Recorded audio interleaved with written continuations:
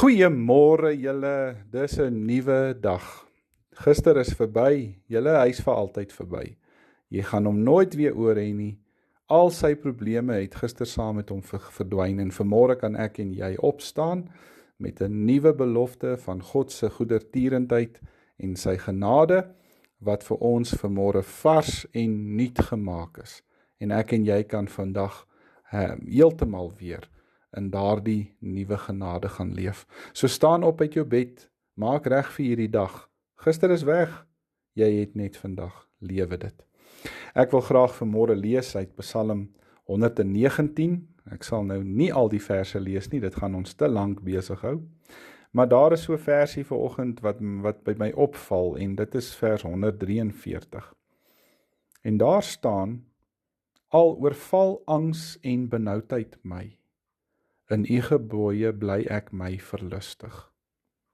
Die boodskapvertaling sê: Al kom daar vragte van probleme op my af, nogtans geniet ek dit om u voorskrifte te lees.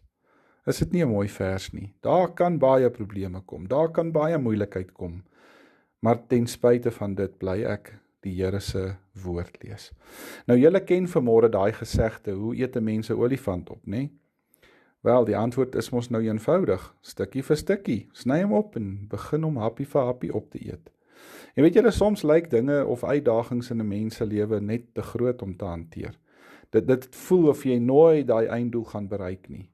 Of dat jy nooit die totale oplossing of die einde van een of ander projek gaan kry nie. En dis natuurlik te verstaan, nê, want ons is almal maar net een mens en ons het almal net 2 hande.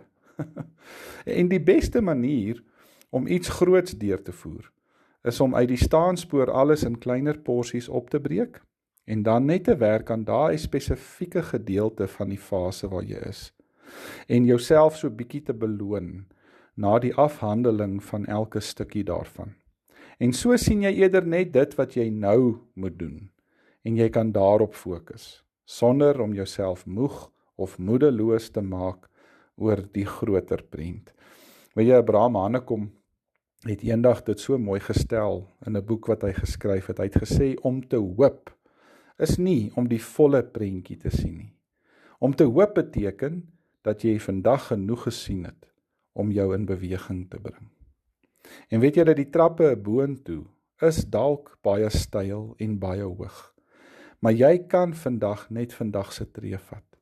Môre kry jy weer krag vir môre se trap, en oormôre werk dit ook weer so.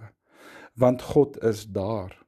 Hy is saam met ons, trappie vir trappie. En dan gaan hy saam met ons, totdat ons eendag tot daarbo kom. Kom ons maak ons oë toe, dan bid ons. O dierbare Heilige Gees, bring my in beweging en bly by my elke deel van my lewenspad en help my om elke dag net daai trappie te gee, totdat ek eendag die volle prentjie voltooi. Ek vra dit in U naam alleen. Amen. Baie dankie julle almal. Ek hoop julle het 'n wonderlike en 'n geseënde en 'n vol dag, en mag julle alles doen tot eer van die Here Jesus. Môre praat ons weer. Totsiens.